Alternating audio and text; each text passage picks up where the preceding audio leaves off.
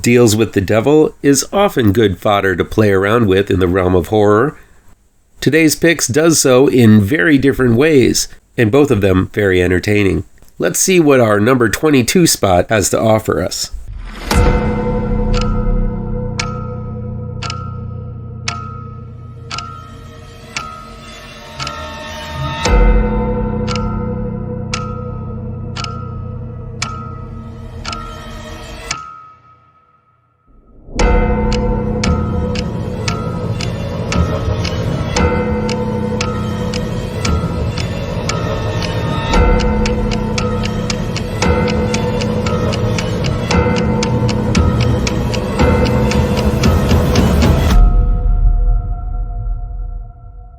The Devil and the DAYLONG Brothers was released on January 31st, 2025, and is streaming on Tubi from Quiver Distribution.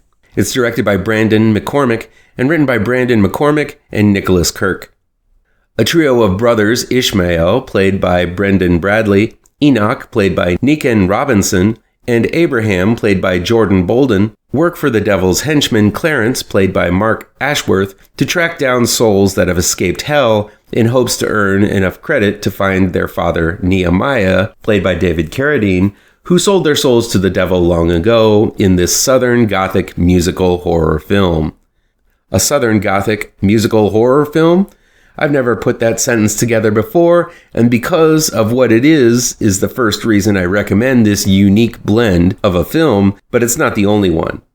One of the things I look for in horror movies is something I haven't seen before, and The Devil and the DAYLONG Brothers truly is a unique one.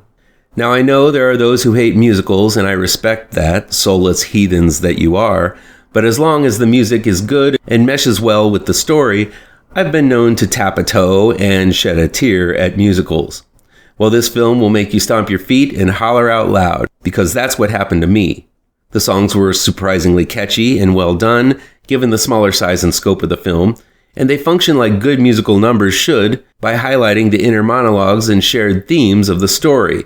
No, this isn't like Joker 2, which basically has people burst into a trendy song that sometimes has something to do with the situation, or sometimes just a song that the director or singer likes. I don't know where Brandon McCormick and Nicholas Kirk come from, but I guarantee they are theater folk, as this film feels like an expansive stage play come to life. Everyone knows about how Southerners like to sell their soul to the devil at the crossroads, and I've actually seen some of those films with music that actually attempt to tell that story, like the underseen classic Crossroads, and of course Tenacious D's Pick of Destiny. But never has it played out as grungy and electrifying as it does with The Devil and the DAYLONG Brothers. It helps that the cast can sing like the Dickens. All three of the leads, the titular DAYLONG brothers, sing their hearts out as they go on this blood-soaked adventure to reclaim their souls. Each get their chance to express their inner souls with at least one song, making each of them unique and memorable. The trio also have distinct looks, wearing clothing that feels worn and individual. These filmmakers and actors have clearly put a lot of time in developing these characters, and that work makes it all feel like few others. On top of the brothers, literally sometimes even, is Frankie, played by Margaret Qualley's sister Rainey. She plays a seductress and seeker of her own redemption and sports one hell of a voice. While the brothers take center stage, Qualley does her best to steal every scene she's in with her scandalous beauty, devilish charm, and powerful singing voice. And damn, David Carradine's role is small, but does he get a scene that is some of the more powerful and soulful performances I've seen from the actor since, well, ever. As I said before, this film feels like an adapted stage play, which is fun, but if I have to criticize it a bit, I'd say that more often than not, the actors playing the DAYLONG brothers are playing for the cheap seats. They're supposed to be rambunctious brothers who get into scuffles and then forget about it 5 minutes later, but man are they a hyper trio, constantly threatening each other, getting into each other's faces, and stomping around in anger. I get it, these guys most likely have theatrical training and need to project themselves all the way to the back of the theater, but subtle is not how I would describe this kind of acting style. But that's what makes the film so highly explosive. The brothers are constantly on the run from demons, devils, and their own past. The bullets fly furiously, and I love the way the filmmakers animate the bullets so we can see them streaming past the brothers like mad fireflies. There's a pure creative energy pulsing through each and every scene. Seeing these filmmakers make such a vivid movie has made me a lifelong fan, and I can't wait to see what they have planned next.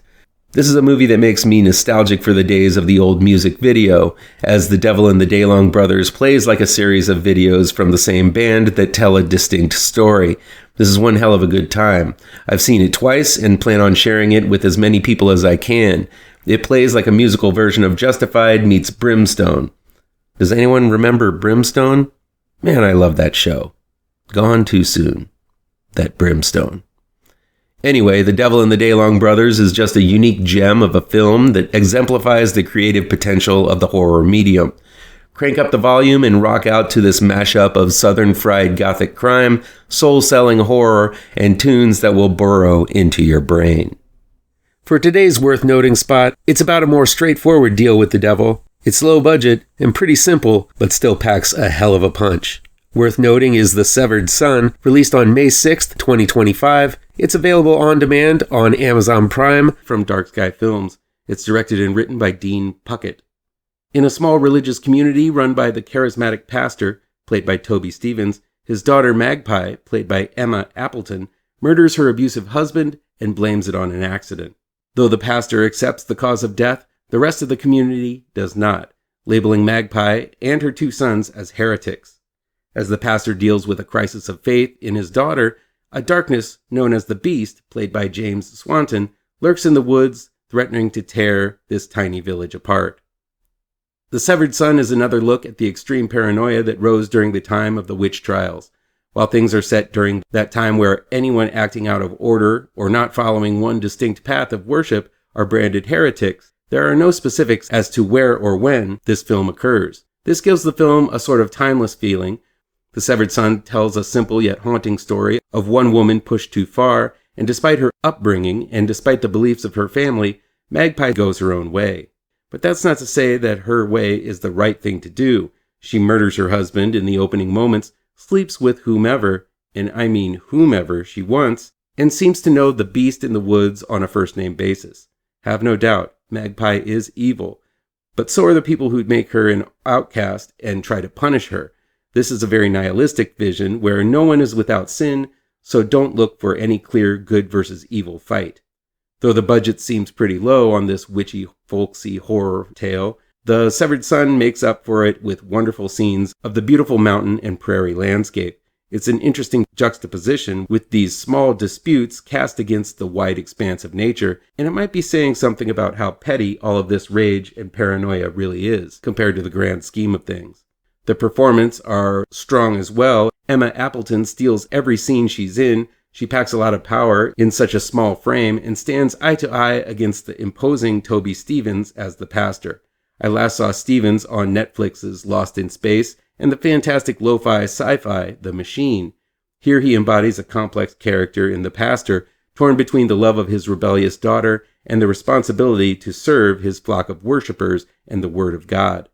Stephens definitely plays the character as pious, but also adds a humanity that usually isn't associated with this type of character.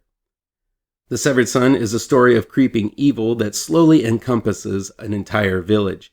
It's a slow burner, sure, but the rudimentary slime effects and nightmare-fueled full-body costume worn by James Swanton as the Beast sure do make the horror worth the wait. I love the way no shadows appear around the Beast, and it stands like a living shadow in the woods. There have been quite a few witchy stories since The Witch was released that centered around the persecution of women who think for themselves. This is yet another one to add to the list, but The Severed Son is a good one that'll definitely leave a lasting impression. As always, feel free to agree, disagree, or how about you play along at home and give me your own picks for your own favorite movies of the year. It's October, so let's talk horror. Come back tomorrow for the next level in the Best in Horror Countdown. Be sure to hit all of those pertinent bells and whistles down below, and you'll never miss a post. Happy Halloween, folks.